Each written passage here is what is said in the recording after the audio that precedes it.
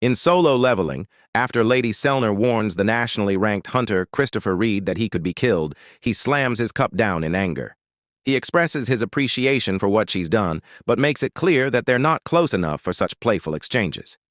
He then asks, "Who exactly is supposed to kill who?" Norma responds by sharing that she recently had a dream about him. In the dream, he was surrounded by a group of men, gritting his teeth. He interrupts, questioning if they really traveled all the way to his home just to tell him about some dream. Chris, aware of Selner's past, mentions the speculation that she may possess unique abilities due to her psychic nature. He boldly states that as a nationally ranked hunter, nothing can kill him. He dismisses her dream, wondering aloud who he's supposed to seek help from. He questions whether Selner really believes someone can protect a hunter like him. Selner suggests there might be someone who could help. Hunter Sun Jin Wu. Meanwhile, Sun Jin Wu walks through a gate, contemplating the necessity of killing the king. He realizes it was the right decision, given the king's overwhelming strength, even though he was restrained by special chains. Jin Wu reflects on how much stronger he needs to become, grateful for the holy wisdom he felt through the monarch. The news that the giants have been eradicated spreads quickly, with social media buzzing, suggesting the emergence of a new national authority-ranked hunter. Unlike the Jeju Island incident, the talk wasn't limited to Koreans. The giant that crossed the sea was defeated by China's Luigi Gang, and the president of the Japanese Hunter Association, Matsumoto, turned himself in, though the reasons behind his actions were unclear. Meanwhile, in Maryland, the American hunters who successfully raided the S-rank gate prepare for a celebration hosted by the U.S. government. Scarface agrees with Baldy that the raid went better than anticipated. Thomas Andre, finding out where the two hunters are, asks if they remember their bet. One bet a yacht, the other a mansion. He teasingly inquires about Baldy's bet, admiring his necktie. Baldy clarifies that he didn't bet anything. Thomas Andre, ever persuasive, asks Laura if she likes his necktie. She comments that it doesn't go well with his Hawaiian shirt, and Thomas agrees, tossing it aside. Laura then informs Thomas that there's an issue. The list of guilds invited to this year's International Guild Conference has been released, and the Korean Agon Guild is included. Thomas questions this, and Laura explains that the guild was formed by Hunter Sun Jin Wu. With a sly grin, Thomas replies, "So he's coming to America?" Christopher Reed stirs from his slumber. Wearing his pajamas, he walks through his mansion, puzzled by the eerie silence. As he reaches for a glass of wine, he accidentally knocks it over, sending it crashing to the floor. But to his unease, there's no sound, no footsteps, no shuffling, just complete quiet. Christopher stands frozen, wondering what is happening. He climbs the stairs and calls out, his voice breaking the silence. "Who's there?" His mind drifts back to what the deputy director had warned him, and he wonders if this is the event they had predicted. In that moment, a man appears before him.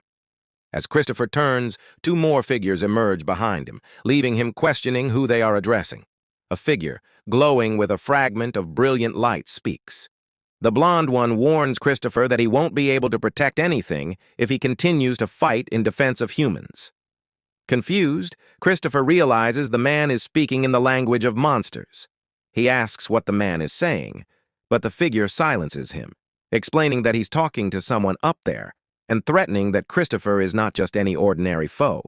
Furious, Christopher morphs into a fiery beast, vowing to take at least one of them down with him. The Monarchs, shocked, witness the astonishing display of a human using spiritual body manifestation. Without hesitation, Christopher launches into an attack, shouting for the monsters to perish. The explosion that follows destroys his mansion. Jin looks out of the car window, observing over 100,000 people who have gathered in Japan to see him off. Baru, sitting beside him, explains that the crowd has gathered to show their respect to Jin and suggests he raise his hand in acknowledgement. The sky is clear.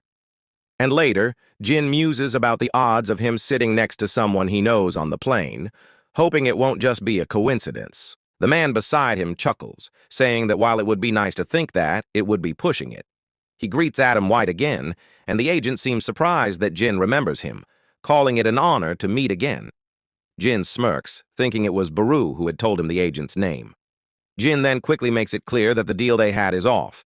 Adam, realizing he's stepping out of line, informs Jin that he has an urgent matter to discuss. Jin asks if the U.S. failed to stop the S-rank gate, but Adam dismisses this concern, stating that it has been handled with no problems. Flipping open his laptop, Adam asks Jin to watch a video showing firefighters struggling to put out a fire. Jin asks what the video is about, and Adam insists he watch it to the end.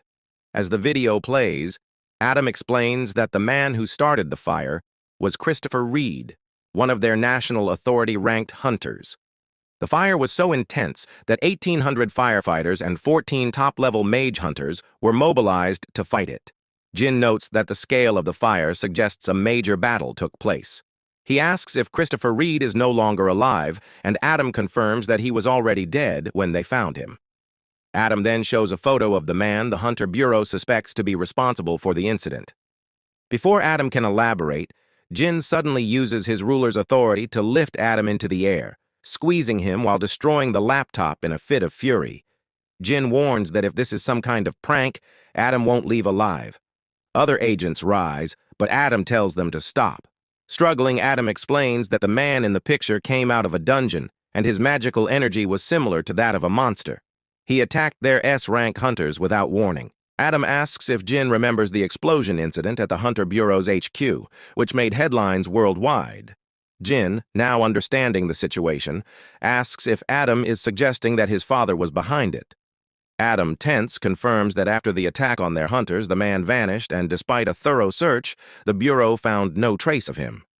Adam concludes that the man's profile closely matches that of Jin's father, making him the most likely suspect. Jin asks why Adam showed him the photo in the first place.